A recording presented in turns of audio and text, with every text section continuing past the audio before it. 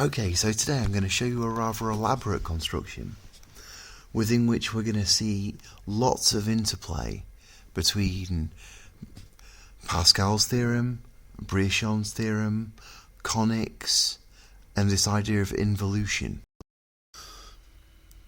So the main kind of problem which I've been sort of biting chunks out of over the last few lectures is the problem of classifying the different projections from the circle to itself. Now when I say classify, that's a fairly open-ended term, because there's a lot you can look at. You can look at when do involutions happen? What about the duality? What kind of conics get created? And I've investigated a few of these details in some depth, but I'd actually like to leave it to you, because I think it's a wonderful way to get into projective geometry, to see if you can do such a classification.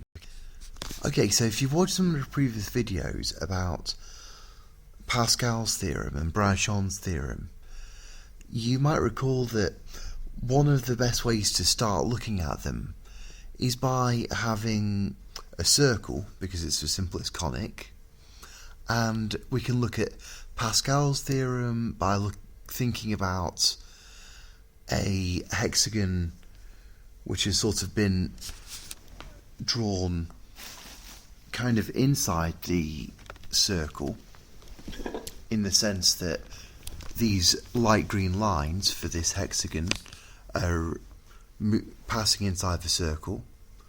And we're also having another construction, another hexagon, but this time this is a hexagon outside the circle that contains the circle. The inner hexagon, the light green one, that's for Pascal's theorem. That gives us a line. We've talked about that before. It's very interesting with respect to thinking about projections and conics, mostly when you're dealing with sets of points. But today I want to talk more about things from the other side of the tracks. What about Brianchon's theorem? What about projecting lines of conics to the set of lines of conics? Well, okay, let's have a look at this. But firstly, I'm going to do a bit of scrambling. So what I'm doing here is I'm reordering the points, the blue points related to the inner hexagon.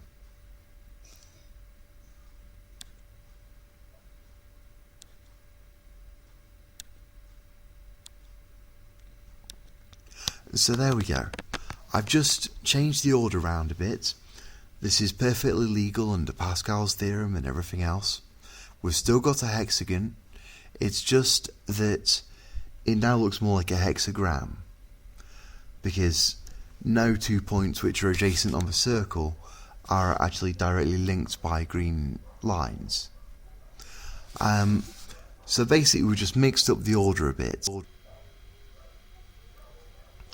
The thing to notice though is that by doing this kind of mix around, we've also changed the positions of the outer lines associated with this kind of outer hexagon that's going to create our Brianchon point.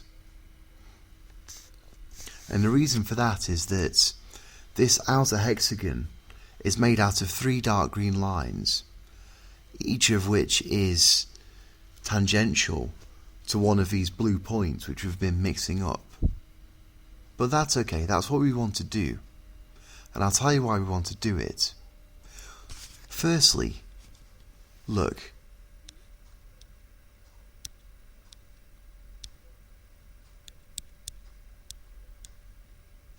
Pascal's line is now actually inside the circle. It goes straight through it to make this Pappus theorem style Nice configuration. And now the duality of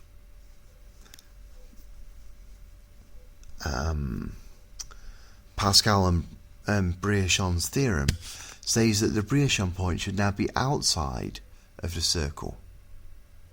And it can be constructed by using the shape formed by these dark green lines, this kind of outer hexagon.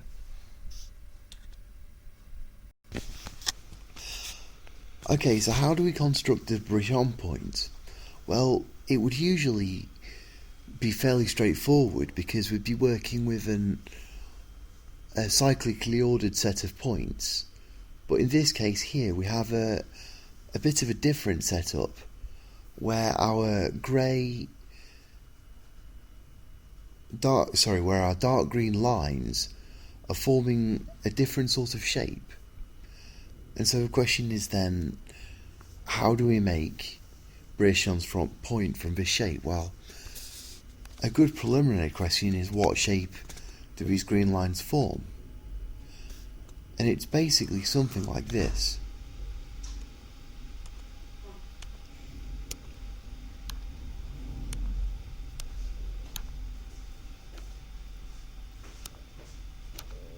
It's a sort of hexagon made out of lines which are too long. And so that not only do we have these 6 inner points, we have these 6 outer pinnacles. So we can get Brianchon's point by linking these 2 pinnacles of the construction with these 2 pinnacles. And that also happens to match what you get by linking these 2. So these 3 lines, they give us our Brianchon's point.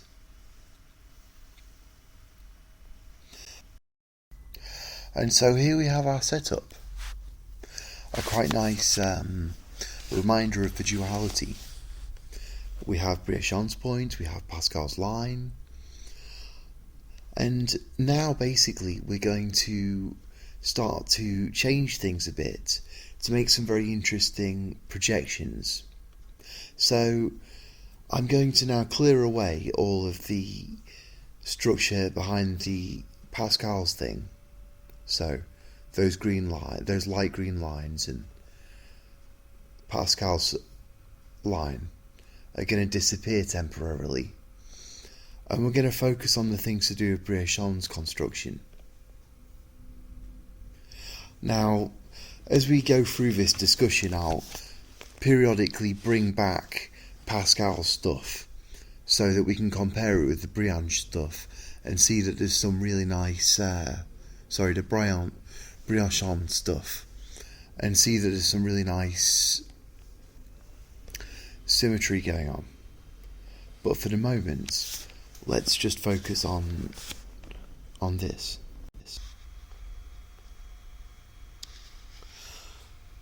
So what we're going to do in this particular configuration is something quite special. We're going to change 2 of these lines of this conic into axes of perspective. A yellow one and an orange one. And so this is going to essentially define a perspectivity. And basically, because we have our Brianchon point, that's going to act as the centre of perspectivity. And we have the yellow primary axis of perspectivity and the orange secondary axis of perspectivity. So just to illustrate how this works, say we start with a line like, say, this one here, and we want to find out what becomes of it. Well, we trace it down to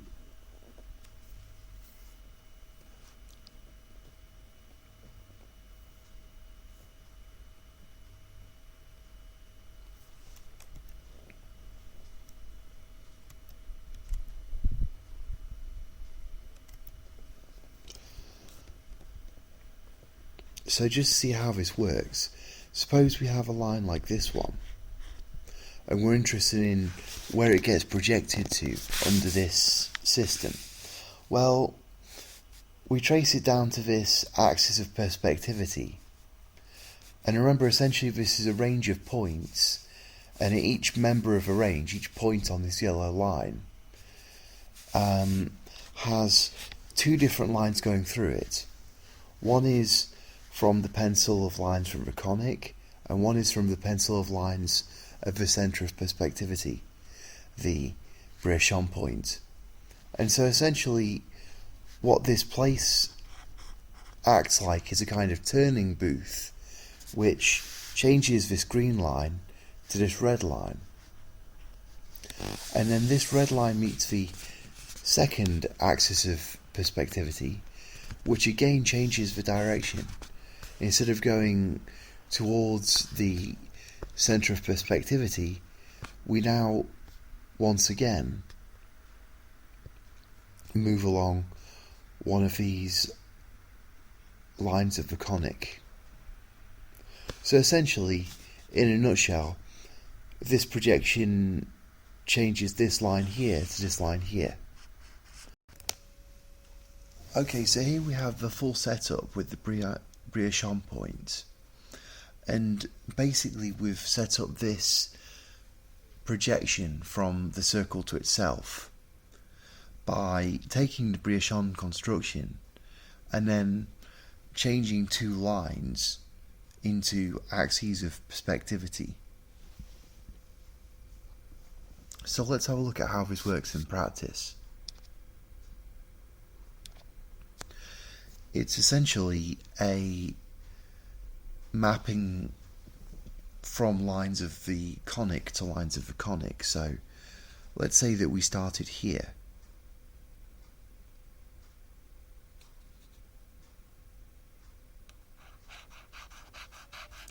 If this was our initial line, let's say, well, in that case, we see this axis of perspectivity, and essentially that will translate our line's direction so that we then get round to this new line which goes up here, this red line heading back to the centre of perspectivity, Brianchon's point. However, before we get there, we meet this orange axis of perspectivity, which again changes the direction of our thing, so we end up on this line here. So essentially, one could say that this perspectivity switches this line here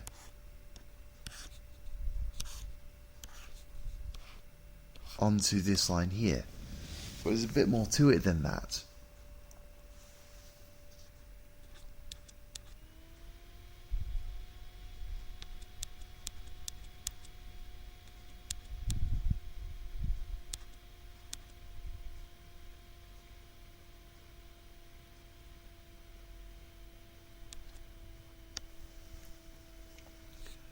You see, what happens next, following this dark green line down, is that we get to this red point, we get to this point here,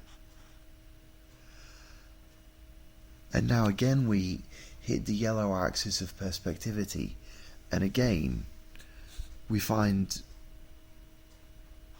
that we're translated onto this red line, a member of the pencil of the Brianchon point. And tracing this up here, we then get again to this orange line of perspectivity. And that translates us down onto this point here. So essentially, the real sort of take-home message here is that what this mapping is really doing, in a nutshell, is it is, when we're just thinking about these two lines,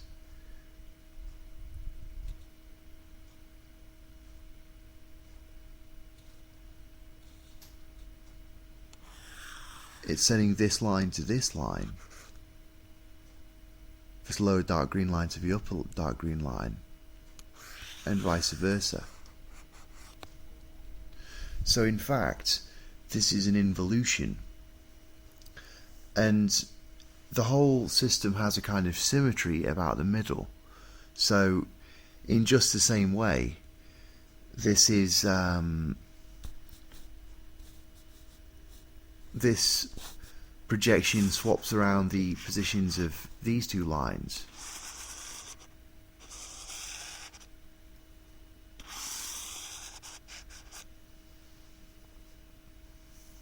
And you can see that this all lines up very nicely, considering the position of Pascal's line and everything else. Essentially what's being done is really kind of like a mirror reflection.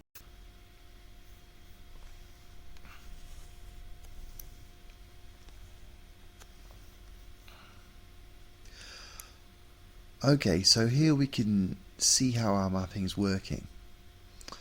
It's essentially, we have this grey line, which is really our it's really our object, a tangent to the conic, and the image of it is this brown line. And we can see exactly how this projection is actually working now. So how does it work? Well, essentially we start by looking at this grey line, and we see where it meets this yellow axis of perspectivity, and at that place it kind of gets reflected or changed in direction, if you like, and changes to this line here, which goes through our centre of perspectivity, in fact the Brianchon point. And now tracing this red line up, we come to this orange line. And so this is the second axis of perspectivity, which again changes the direction from a line of the Brianchon point to a line of the conic again. So we get another line of the conic, and that's the image.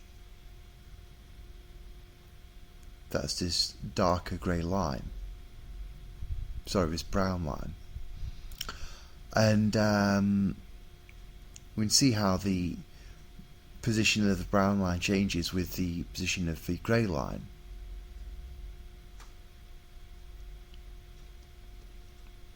So this is a special case really, because what we essentially did to construct this was to do a kind of Brianchon point construction and then replace 2 of the 6 lines with axes of perspectivity, the primary yellow one and then the secondary orange one.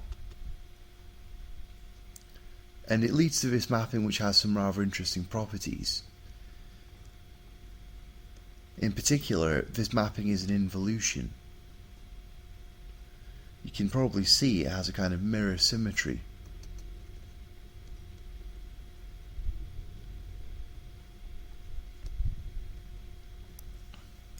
And we can also have a look at how this thing can be visualized as a conic. So this is a quite natural idea when you've got projections of sets of lines.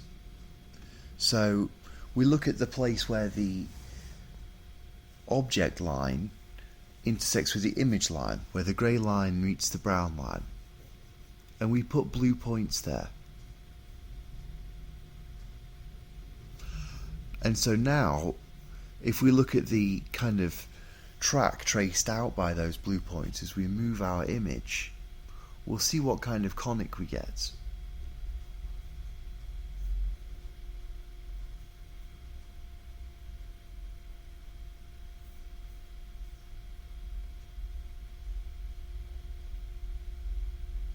and it's a two-branch hyperbola. And you can see it's a nice sort of interplay with the symmetry. The fact that we've got a involution, the fact that the image and the object are going around in opposite directions and there's a kind of mirror symmetry, ties up well with the idea of this hyperbola being generated, which has these two symmetric branches which are sort of kissing the circle at this special place. In fact, they're all lined up with Pascal's line.